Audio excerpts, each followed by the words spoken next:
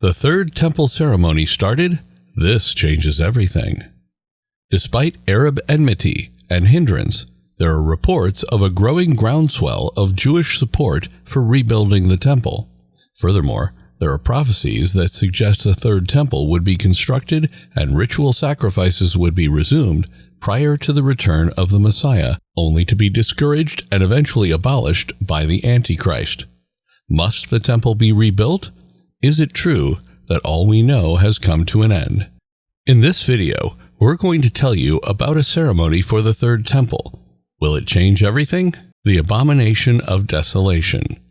In what is arguably his most renowned end times talk, Yeshua discusses an occurrence that is intimately linked to the Great Tribulation and the work of the Antichrist.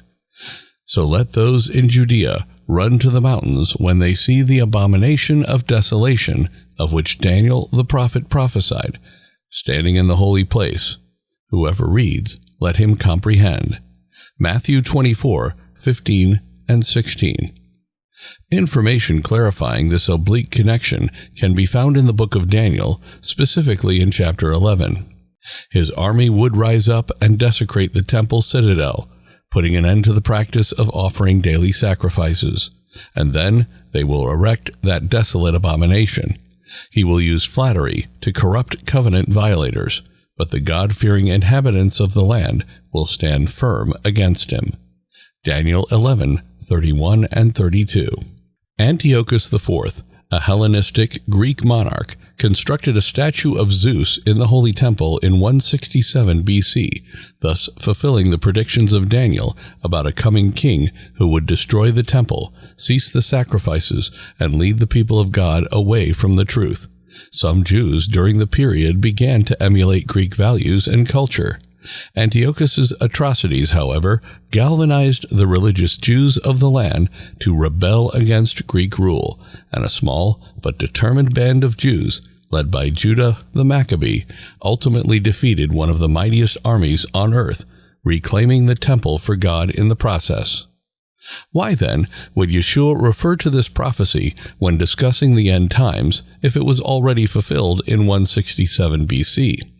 Indeed, just as Yeshua compared the time of his second coming to the days of Noah, many events and prophecies in the Bible have meanings beyond their literal fulfillment in history. Matthew 24:37. From this perspective, Antiochus IV was a prototypical Antichrist figure in the timeline of end-time events. A literal Third Temple? Maybe. Before the return of the Lord, it is possible that a Third Temple will be built and ritual sacrifices will be resumed. A change in the status quo regarding the Temple Mount would require a really supernatural event. The construction of a Jewish temple would be possible only through the auspices of the Antichrist, who may be successful in achieving a false peace between Jews and Muslims. Muslims dominate the administration of the Temple Mount in Jerusalem, which is one of the holiest places in Islam. It's also worth noting that most Orthodox Jews aren't on board with plans to construct the Third Temple, let alone the Reform or Conservative Jews, who see the project as purely symbolic and spiritual. It's true that just a subset of National Orthodox believers is actively advocating for Third Temple preparations. There's a lot of pushback against these views from the secular Israeli population, but even more so from the majority of ultra-Orthodox, who are opposed to the construction of the temple before the return of the Messiah. The standard ultra-Orthodox interpretation of Ezekiel's vision, chapters 40 through 48, is that God is currently constructing the Third Temple in heaven, and that when the Messiah finally arrives, this temple will fall from heaven to earth. The only plausible scenario in which the construction of a Third Temple might take place, given the seemingly enormous difficulties involved, is during the reign of the Antichrist, after the Great Tribulation has already begun. Should Christians support Jewish efforts to build the temple?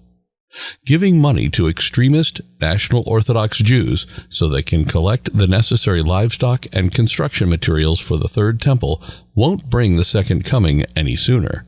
Since the rise of evil in society is predicted to accelerate in the end times, we cannot hurry the return of the Lord by supporting or encouraging the terrible things that are anticipated to occur before his coming. While many Christians look to the completion of the third temple as sure evidence that the end times have arrived, it is entirely feasible that this won't occur before the Lord returns. The great falling away of which the New Testament warns is inevitable. It is a far more serious and insidious thing for us to be watching out for and guarding against it in our midst, not allowing the word system to corrupt our beliefs and not letting our love grow cold, lest we be found without oil in our lamps when the voice of the bridegroom is heard. The Lord is calling us to be salt and light in this darkest hour in human history. A special note on Ezekiel 40-48. Both Jewish and Christian scholars have found it difficult to make sense of the final 8 chapters of Ezekiel, which were written at the start of the Babylonian exile following the destruction of the first temple and prior to the construction of the second temple. It has been argued that these chapters are the most difficult in all of the Hebrew Bible.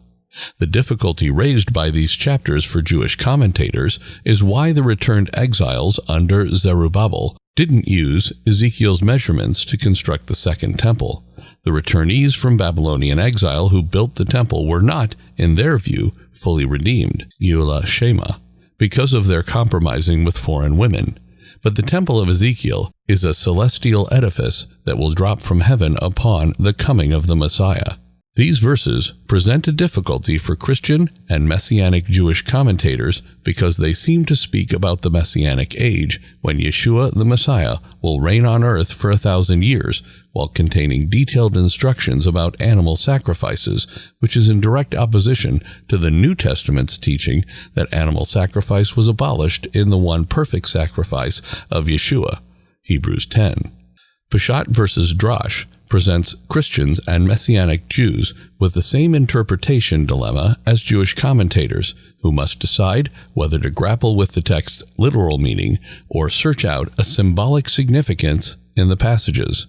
Many Christian and Messianic commentators are wary of running away with symbolic interpretations of challenging prophetic scripture that the scripture itself doesn't offer interpretations to, while religious Jewish commentators make no bones about drash, or drawing more meanings from a passage not literally apparent from the text. If you seek it and knock on his door, he will surely open it and pour out his wisdom upon you. James 1:5. School for Training the Third Temple Priests. The Temple Institute and the Third Temple Academy have begun preparing for the Third Temple in the manner prescribed by the custom established by Chief Rabbi Cook, who looks forward with expectation to God's swift fulfillment of his predictions regarding the temple. To train Kohanim, or priests, and Levites for the Third Temple, a field school was established near Mitzpeh Yericho in 2009. Dead Sea unhewn stones were gathered in 2010 for use in the temple altar's construction. These uncut stones are thought to adhere to the prohibition against using metal in construction, according to Deuteronomy 27:5. Just 20 minutes outside Jerusalem, on the way to Jericho and the Jordan Valley, is where you'll find the Third Temple Academy. The institution was able to give its priestly students a taste of the temple's sacrificial devotion by constructing a duplicate of the temple. Kohanim also learn the rituals necessary for the daily Tamid service in the Holy Temple.